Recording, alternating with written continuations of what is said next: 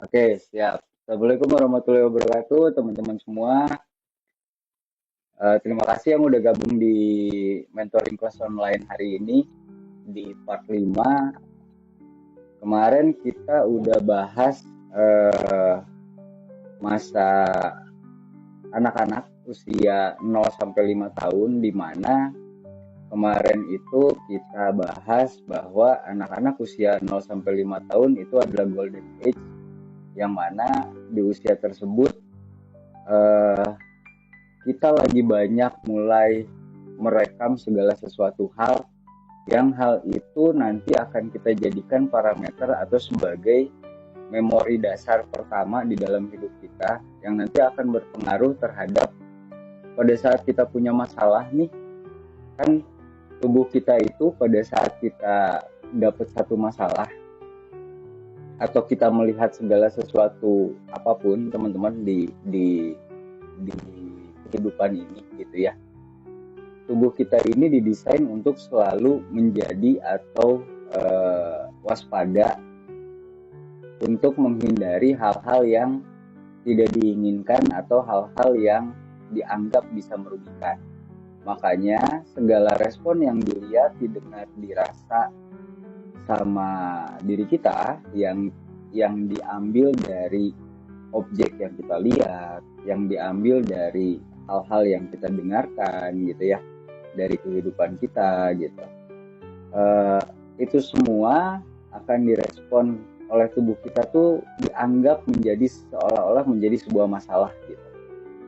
Yang mana tujuannya tubuh kita secara secara secara fitrah itu akan menghasilkan eh, mening bukan meningkatkan ya, menimbulkan stres di dalam tubuh dengan tujuan kita untuk bisa waspada dan kita untuk bisa mengantisipasi segala kemungkinan yang hadir di dalam kehidupan kita, teman-teman gitu. Nah, jadi pada saat ada segala sesuatu yang kita rasain nih masuk ke dalam tubuh kita dan dicerna oleh tubuh kita karena dianggap sebuah masalah, tubuh kita ini akan memberi sinyal kepada pikiran kita untuk pikiran kita ini nyari database solusi-solusi masalah tersebut gitu ya, dari memori masa lalu kita nih gitu.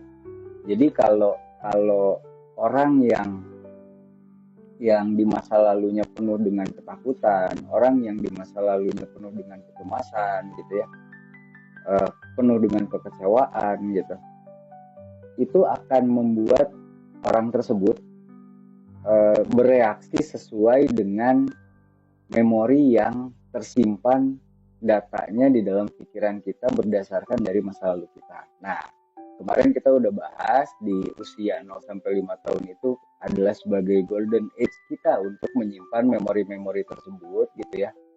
Yang mana hal ini salah satu yang menjadi dasar utama apapun yang kita akan ambil atau kita akan bersikap di dalam hidup kita. Hal inilah yang menjadi fondasi utamanya gitu, teman-teman. Jadi kalau teman-teman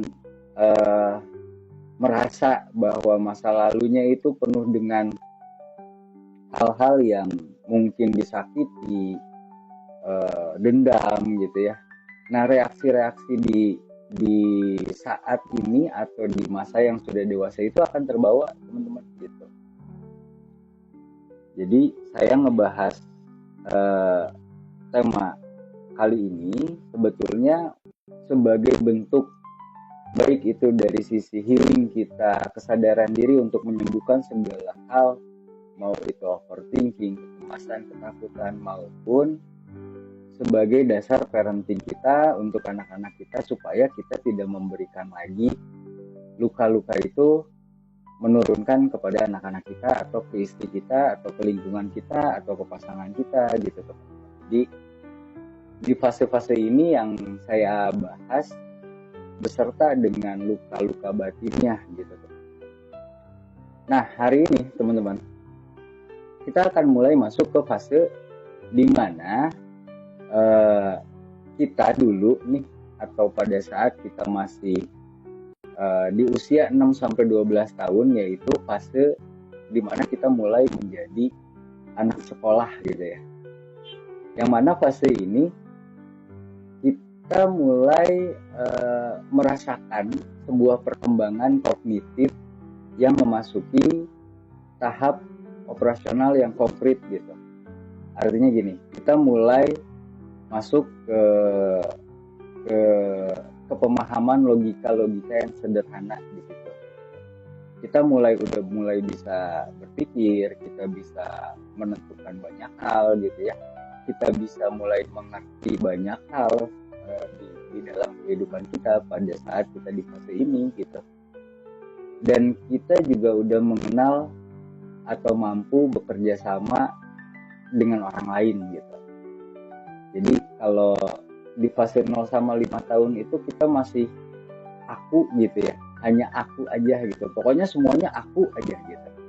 Nah di fase 6-12 tahun itu kita udah mulai masuk ke aku dan kamu gitu, tapi fokusnya masih tetap buat aku gitu. Jadi aku dan kamu, tapi fokusnya buat aku itu kayak contohnya gini, aku ngasih kamu hadiah supaya kamu mau main sama aku gitu teman-teman. Aku ngasih kamu aku baik sama kamu supaya kamu nemenin aku gitu. Pokoknya udah mulai ada kamu, tapi tetap fokusnya untuk aku gitu teman-teman. Nangkep ya sampai sini ya.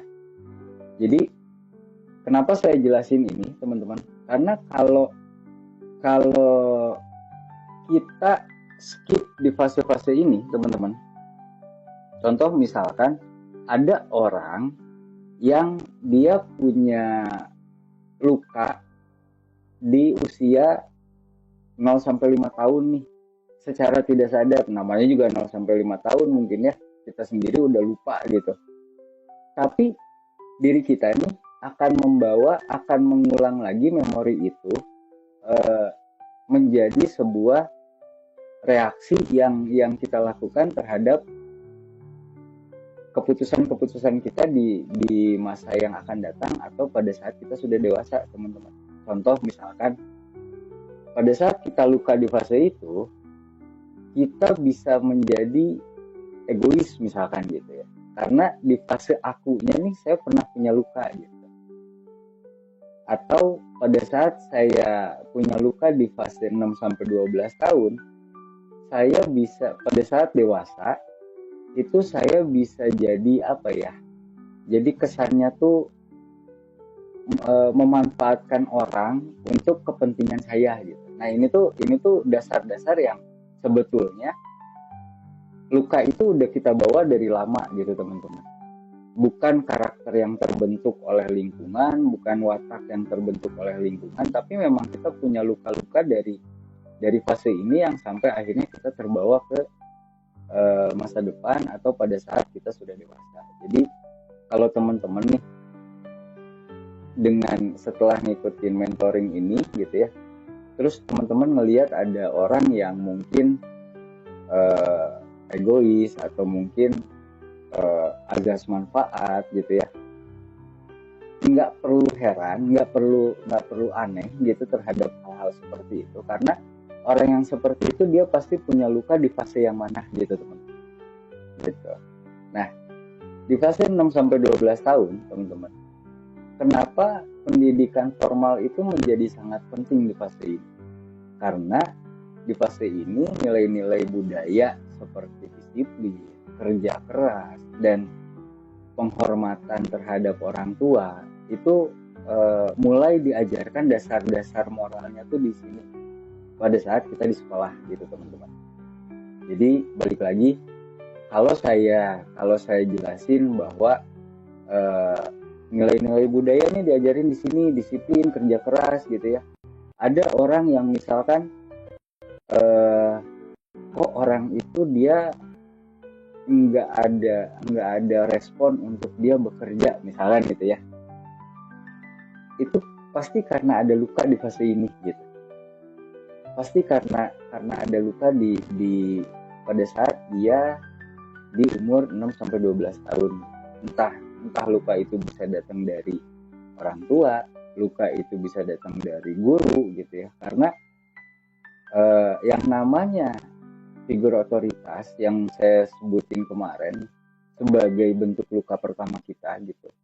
Itu bukan hanya orang tua, teman-teman. Figur otoritas itu bisa orang tua, bisa guru, bisa lingkungan, bisa hal-hal yang kita anggap bahwa orang itu tuh kalau udah bilang A, dia pasti benar aja gitu. Tanpa harus kita mau nanya, kita mau punya pendapat apapun, udah pasti kita yang salah gitu. Nah, jadi figur otoritas itu gitu, teman-teman. Yang mana sebetulnya figur otoritas ini adalah luka-luka pertama kita di dalam kehidupan kita, teman-teman. Gitu.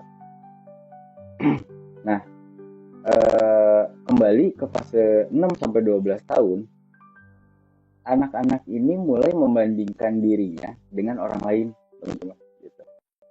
Jadi di fase inilah identitas sosial kita mulai terbentuk nih di awal, gitu. Berdasarkan interaksi dengan teman sebaya, gitu. Interaksi dengan orang-orang lain. Jadi secara identitas di fase ini tuh kita udah mulai tahu bahwa aku ini adalah siswa sekolah anu misalkan gitu. Aku ini adalah si Mirza yang tiap jam 7 pagi aku harus sekolah, aku harus begini, aku harus begini. Nah, identitas itu tuh mulai diperkenalkan secara sosial kepada kita, teman-teman, gitu, di fase yang ini. Nah, agama itu sering diperkenalkan di sekolah di fase ini, gitu, untuk sebagai landasan dasar kita di fase-fase 6 sampai 12 tahun ini. Di dalam agama Islam, teman-teman, anak-anak itu kan selalu diajarkan Al-Qur'an. Di agama Buddha, anak-anak diajarin meditasi sederhana gitu ya.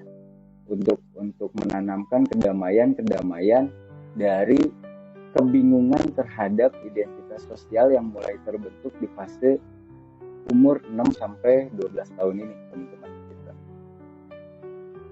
Nah, fungsi tahap operasional konkret yang dimulai di fase ini membuat anak-anak atau kita pada saat kita di fase ini mulai memahami logika-logika sederhana dan memecahkan masalah-masalah yang mulai konkret gitu, teman-teman. Jadi kita mulai punya satu memori untuk sebagai solusi-solusi dari kehidupan kita nih di usia ini gitu ya, terhadap segala sesuatu masalah yang kita anggap hadir di dalam hidup kita, teman-teman. Jadi di usia ini tuh kita udah mulai bisa dapat jawaban atau kita udah mulai bisa memecahkan masalah-masalah yang hadir di dalam hidup kita gitu.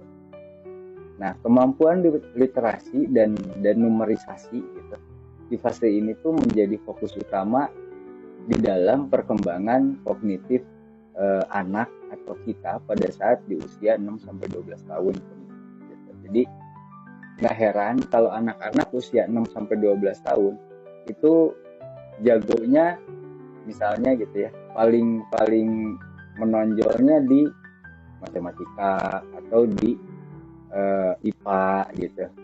Karena otak literasi dan fokus numerik itu menjadi fokus utama perkembangan otak yang lagi berkembang di fase ini. Gitu. Yang hubungan sosial di sekolah itu sangat mempengaruhi perkembangan kepribadian anak, gitu tuh. Jadi kalau anak-anak kita di fase ini nih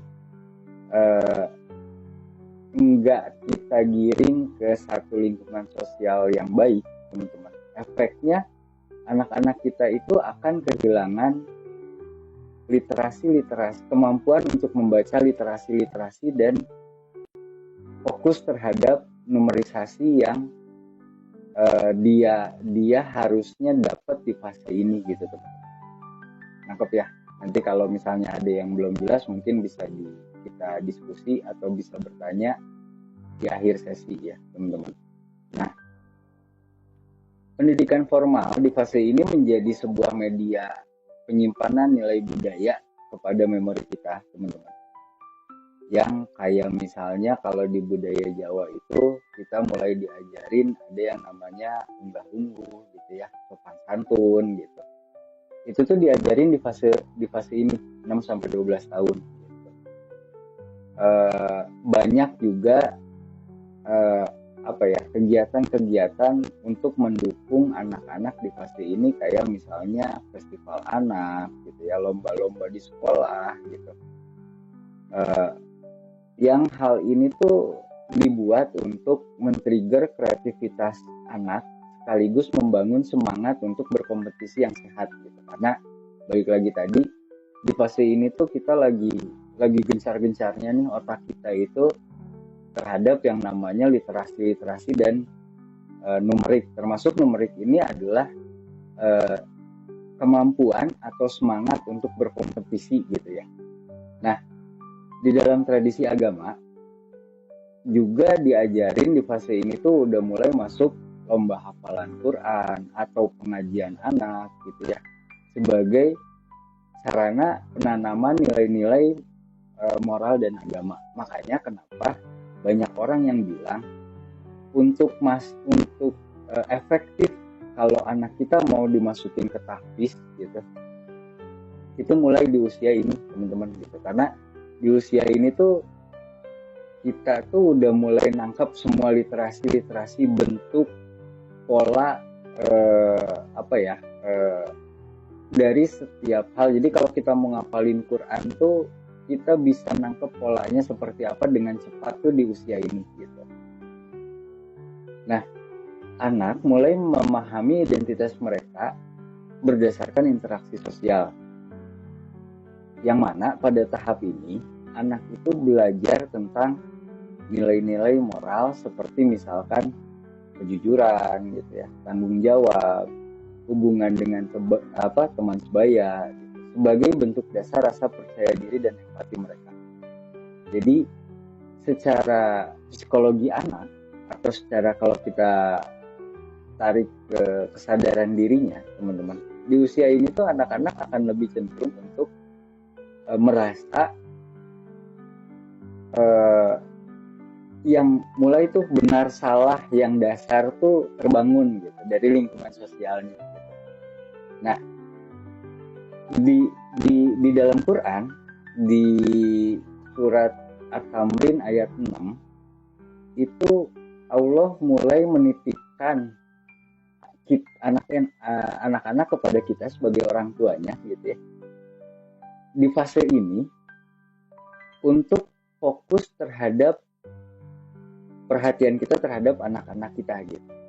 Makanya kata Allah di At-Tamrin itu kayak gini, teman-teman. Perihalalah dirimu dan keluargamu dari api neraka. Itu maksudnya mulai fase ini tuh Quran tuh udah ngewanti-wanti kita untuk selalu aware terhadap anak kita, terhadap penanaman nilai-nilai moral dan etika anak-anak kita yang mulai kita bentuk di fase ini. Jadi kalau teman-teman sekarang kebetulan nih punya anak di usia 6 sampai 12 tahun, inilah yang sedang kita bahas gitu, teman-teman. Yang kalau sampai salah mendidik nanti seperti apa, kalau sampai ada ada kekurangan atau dia ada luka batin nanti efeknya seperti apa gitu, teman-teman.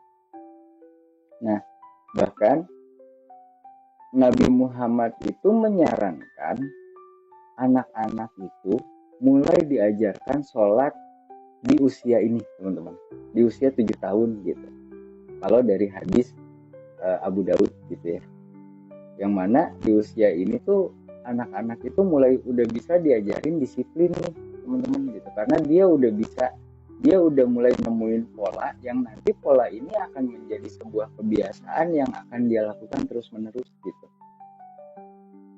Yang Nabi Muhammad sendiri menjelaskan bahwa anak-anak di usia ini itu udah mulai harus dicontohkan tentang hal-hal yang sifatnya keberanian, kesabaran, dan ketaatan. Jadi anak-anak di usia ini tuh mereka udah mulai membuat pola atau kebiasaan di dalam hidup mereka. Nah, kita masuk ke dalam luka-luka pertama kita pada saat kita ada di usia 6 sampai 12 tahun, teman-teman. Gitu. Jadi penolakan dari teman sebaya gitu ya, atau yang sekarang lagi ngetren misalkan kayak bullying gitu ya, itu yang bisa menyebabkan luka batin berupaya anak itu merasa rendah diri gitu, teman. Kenapa bullying itu sangat kita cegah gitu ya, sangat kita hindari, karena efek terhadap anak kita tuh merasa tidak percaya diri atau merasa rendah diri, yang ini akan terus terbawa sampai dengan dia dewasa. Anak yang sering gagal dalam prestasi akademik pun, teman-teman, tanpa ada dukungan emosional dari orang tuanya, nah ini hati-hati nih teman-teman gitu. Karena hal ini dapat menginternalisasi perasaan dia merasa bahwa si anak ini merasa bahwa dia tidak berharga. Jadi hati-hati di fase 6 sampai 12 tahun, jangan kita menghardik anak karena prestasi gitu. Jangan kita membandingkan anak kita dengan orang lain gitu ya. Karena di sini adalah pertama kalinya pemahaman anak terhadap yang namanya interaksi sosial itu mulai tumbuh gitu. Yang namanya kompetisi sama lingkungan, yang namanya itu tuh mulai tumbuh di usia ini. Jadi kalau kita salah menyikapinya, kita salah mengartikannya gitu, kita selalu balik lagi, kita selalu menjadi figur otoritas yang sangat-sangat otoriter gitu ya teman-teman. Kita selalu ke anak kita tuh kita nggak pernah diskusi, kita selalu instruksi gitu, kita selalu ngebandingin anak kita gitu. Anak kita dapat nilai jelek, wah kamu tuh lihat dong gitu kan, teman kamu tuh si ini dapat nilainya bagus begini. Nah itu tuh sebenarnya bisa menjadi luka batin yang akhirnya terbawa sampai dengan dia dewasa, teman-teman. Nah, di dalam budaya tertentu, anak itu sering diberi tanggung jawab besar untuk membantu keluarga, teman-teman. Yang jika hal ini tidak dipahami dengan baik, ini dapat menciptakan sebuah tekanan emosional kepada anak, gitu. Membantu keluarga di sini bukan dalam artian dia harus selalu bekerja, harus selalu gitu teman-teman. Tapi membantu keluarga di sini dari hal-hal yang kayak nggak kerasa gitu, nggak kita juga niatnya nggak gitu sebenarnya gitu. Contoh misalkan gini, kalau kita nih, misalkan kita ini adalah seorang guru atau seorang yang dipandang di masyarakat gitu ya. Orang tuh tahu kita, orang menghargai kita, dan orang itu menganggap kita tuh punya satu strata yang berbeda di masyarakat, entah apapun itu ya. Kita punya jabatan, kita sebagai guru, nah itu kan semua adalah identitas sosial kita yang kita bawa ke dalam keluarga. Makanya kenapa di dalam beberapa obrolan saya sama, kebetulan ada beberapa menti saya gitu ya, di konsultasi saya yang dia adalah seorang guru. Saya tanya, pasti kamu pengen anak kamu berprestasi gitu, karena kamu menganggap bahwa kalau kita adalah guru, nggak mungkin orang melihat anak kita tuh punya nilai jelek, tuh nggak mungkin gitu teman-teman gitu.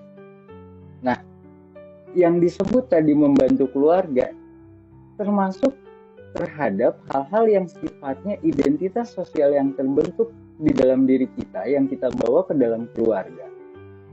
Itu tuh sering sekali menjadi sebuah tekanan emosional untuk anak-anak kita, teman-teman, gitu. Tanpa kita sadari, tapi itu sudah refleks. Karena gini,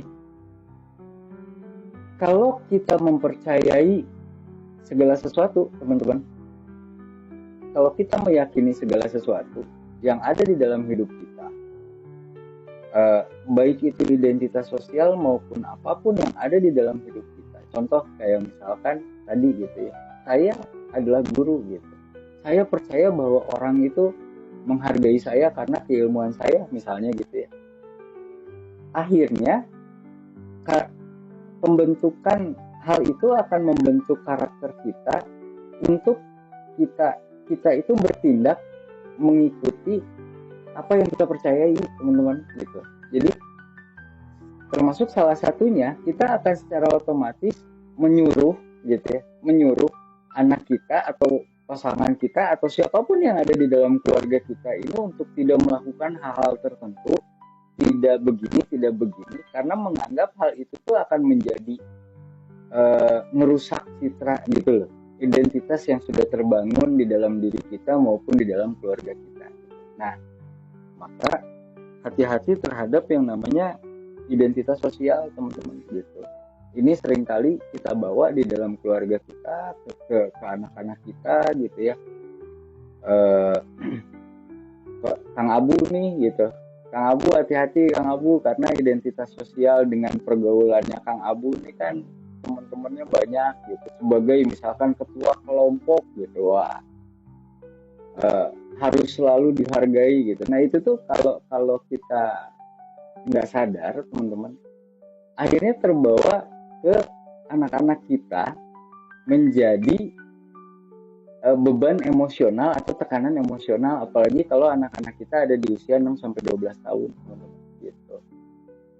Jadi harapan tinggi ini dari kita atau dari keluarga kepada anak-anak kita tanpa dukungan emosional, ingat ya, tanpa dukungan emosional dalam artian gini, harapannya nggak salah gitu, pengen anak kita jadi pintar tuh nggak salah gitu, tapi jangan cuma pengen gitu loh, teman-teman gitu. Karena tanpa dukungan emosional itu akan memicu stres dan kehilangan motivasi atau demotivasi yang anak-anak kita rasain, teman-teman, dan itu akan menjadi luka gitu, yang tanpa kita sadari luka itu kita bikin untuk anak-anak kita, kita sendiri nggak sadar gitu hal itu gitu. Nah, luka batin ini pada masa usia 6-12 tahun ini sering muncul dalam bentuk perasaan yang merasa ditolak atau tidak diterima gitu. Anak-anak mungkin merasa tidak cukup baik jika terus-menerus dibandingkan dengan orang lain, misalkan gitu. Anak-anak yang mengalami sebuah pengabaian emosional, teman-teman, itu cenderung menarik diri dan sulit untuk mengekspresikan perasaan, teman-teman gitu. Akhirnya dia jadi jadi pendiam, dia jadi beda antara introvert gitu ya, introvert yang memang dia melankolis misalkan gitu ya, sama introvert yang dia karena dibentuk oleh luka-luka masa lalunya gitu, teman-teman gitu. Makanya di dalam agama pun ditekankan bahwa penting sekali mendidik anak dengan kelembutan gitu ya. Dan ini ditegasin lagi sama Nabi Muhammad gitu. Di dalam hadis Bukhari, Nabi itu bilang gini, permudahlah anakmu, jangan mempersulit gitu. Dan selalulah memberi kabar gembira pada anakmu. Jadi artinya gini, kita nih seringkali anak-anak kita tuh selalu dengan ancaman, dengan menakut-nakuti gitu ya, dengan mempersulit anak-anak kita, yang tujuannya itu baik gitu, tapi hasilnya belum tentu baik, teman-teman gitu. Nah, ini yang hal-hal inilah yang akan menjadikan luka-luka batin di tahap ini, teman-teman, di usia 6-12 tahun, yang mana pada tahap ini sangat melibatkan dengan yang namanya membangun rasa percaya diri kepada anak melalui pengakuan atas segala sesuatu usaha mereka, atau kita mengapresiasi segala sesuatu yang anak kita sudah lakukan. dan memperkuat nilai-nilai spiritual mereka gitu. Jadi di usia ini nih jangan ada adjustment teman, jangan ada judgment. Apapun yang anak-anak kita lakukan, sekalipun itu adalah kesalahan gitu ya, akui dulu, apresiasi dulu, baru kita diskusi gitu sama anak kita. Kenapa ya Dede, kenapa sih Dede harus begini, kan bisa begini misalkan gitu. Kenapa harus kamu melakukan ini? Nanti dia kan ngomong tuh, ya soalnya aku tuh begini dengan kepolosannya gitu ya.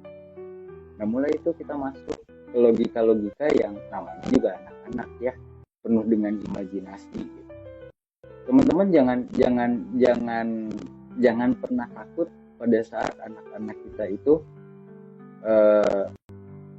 seringkali berbohong atau mengemukakan sesuatu yang itu tidak sesuai realita di usia ini ya teman-teman. Karena di usia ini tuh mereka dipenuhi dengan sebuah imajinasi, overthinking lah kalau udah gede mah gitu ya. Kalau mereka bisa ngomong mah gitu, di usia ini tuh mereka lagi overthinking gitu. Maka dengan overthinking ini, segala sesuatu yang kita ajak diskusi nih buat anak-anak kita, itu pasti akan dijawab tidak sepenuhnya dengan realitas gitu loh teman. Pasti ada sisi imajinatif yang mereka munculin gitu, karena di usia ini otak imajinatif mereka tuh lagi berkembang pesat gitu. Dan kalau itu dipatahkan, ini yang menjadi bahaya gitu.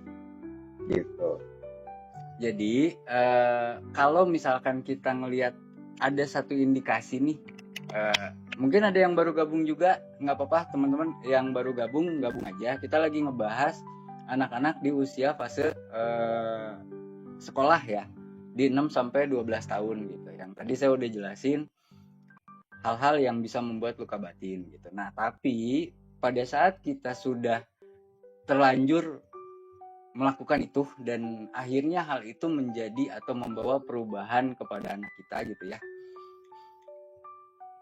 di usia ini tuh kita memang harus mengapresiasi dulu segala sesuatu atau segala hal yang dilakukan oleh anak-anak kita untuk membuat anak-anak kita tuh bisa bonding lagi atau bisa deket lagi atau bisa lekat lagi sama kita gitu teman-teman gitu. Nah jadi pada saat anak-anak kita terluka nih gitu ya, jangan langsung kita memaksakan diri untuk anak-anak harus deket nih sama kita gitu sebagai orang tua gitu, bahwa bapak kan udah mau berubah, mama kan udah mau berubah gitu ya. Di usia ini kemarin kita udah bahas 0-5 tahun gitu ya teman-teman, secara logika dan imajinasi anak-anak kita itu baru terbentuk dari lingkungan sosial di tempat mereka sekolah, yaitu mereka baru kenal yang namanya identitas sosial gitu loh teman-teman. Jadi tadi saya udah jelasin bahwa kalau kemarin di usia 0-5 tahun, ini dasarnya ya teman-teman, Kang Abu semua, di usia 0-5 tahun anak-anak itu hanya akan berpikir segala sesuatunya tentang aku gitu, nggak ada yang lain, pokoknya semuanya aku. Nah di usia 6-12 tahun ini kita sudah mulai mengenal, atau anak-anak sudah mulai mengenal bahwa ada aku, ada kamu. Tapi semuanya fokusnya tetap masih untuk aku gitu teman-teman. Jadi yang tadi saya jelasin, aku baik sama kamu supaya kamu tuh nemenin aku ngasih ini sama kamu supaya kamu juga nanti ngasih ini sama aku gitu loh teman-teman. Nah yang mana pada saat ininya terlewatin nih, atau ada luka di sisi ini nih gitu, banyak banget kita ngelihat orang yang mungkin kita anggap sudah dewasa gitu ya, tapi dia masih melakukan masih pamrih lah gitu ya, kalau bahasa kita nyamah gitu. Jadi segala sesuatu yang dia lakuin tuh pasti ada tujuannya gitu. Nah hal itu bisa terbawa sampai dewasa karena ada luka di fase 5-12 tahun ini gitu teman-teman. Salah satunya lukanya adalah intinya luka di fase ini adalah tidak merasa diakui atau kurangnya pengakuan dari lingkungan atau orang-orang terdekat, terutama kita sebagai orang tua gitu teman-teman. Makanya cara mengobatinya adalah kita mulai menyembuhkan luka ini dengan kita memberikan pengakuan atau apresiasi kepada mereka terhadap apapun yang mereka lakukan gitu. Contoh misalkan gini. Pada saat anak kita di usia ini juga mulai fase-fase yang berbohong, mencuri gitu ya. Kalau untuk anak laki-laki itu ada fase-fase ini gitu teman-teman gitu. Karena kenapa anak-anak di fase-fase ini berbohong? Karena tadi saya jelasin bahwa di fase ini tuh mereka lagi mengolah semua imajinasi yang di dalam otaknya itu lagi berkembang dengan pesat gitu teman-teman. Jadi pada saat mereka menceritakan segala sesuatu gitu ya, mau ke temennya, mau ke kita sebagai orang tuanya, dengan interestnya mereka bercerita gitu, imajinasi ini otomatis akan terbawa oleh anak-anak kita gitu. Sampai pada akhirnya ada beberapa momen yang seolah-olah tuh mereka seperti yang berhayal atau berbohong gitu, karena mereka sendiri nggak bisa menolak tekanan dari si otak atau overthinkingnya mereka gitu loh teman-teman di fase ini gitu Kang Abu. Kalau untuk penyembuhannya, kalau misalnya kita ada atau punya anak di fase ini, kita mulai bonding sama anak kita tanpa tadi. Ingat, kita seringkali membawa identitas sosial kita menjadi sebuah tekanan emosional ke anak-anak kita gitu.